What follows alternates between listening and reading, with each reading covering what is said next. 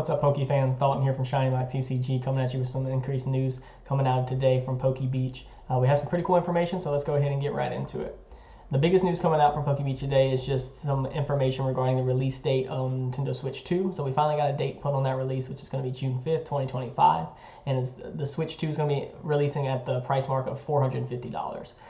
So a lot of the games that we're going to have, right, so including Scarlet and Violet, will be backwards compatible. There'll be a free upgrade to get those upgraded from the Switch to the Switch 2. The only improvement coming in that are just some bug fixes and some minor performance improvements that we would be able to see. So nothing too spectacular, but the kicker is that the people who are going to be playing ZA coming out on the Switch 2, and that's going to be probably more so around November or October, will have a chance for 4K resolution. So the Switch 2 supports 4K resolution at 60 FPS. We don't know how much that price increase will be for that particular feature. It's usually for other titles that has been around $10 to $20.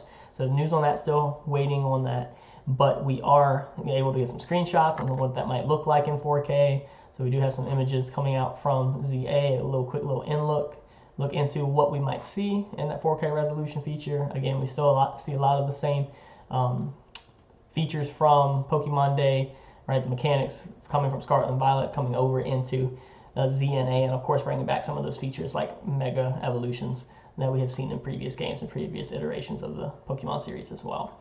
So again, pretty exciting news now that we finally have a date to look forward to for the Switch 2. Still just waiting on that release day for ZA, and that will really get the fan base back into that again. The Switch 2's battery is comparable to the original Switches, which is going to last about 2 to 6.5 hours. It'll take about 3 hours to fully charge while on sleep mode. We'll see if there are any upgrades like we saw with the original Switch, kind of coming out with a different model later on that had a better battery life. But for now, it's not a bad start. Again, it's very comparable to what the original Switch was, where it started out at the beginning. Okay, that's pretty much the main story coming out of PokeBeach today. There was another look into some of the cards that were in the Gloria Team Rocket set, specifically the Regirock EX that we got to look into. Now again, this is the set that mirrors our English set, Destined Rivals, set to come out next month in May 18th.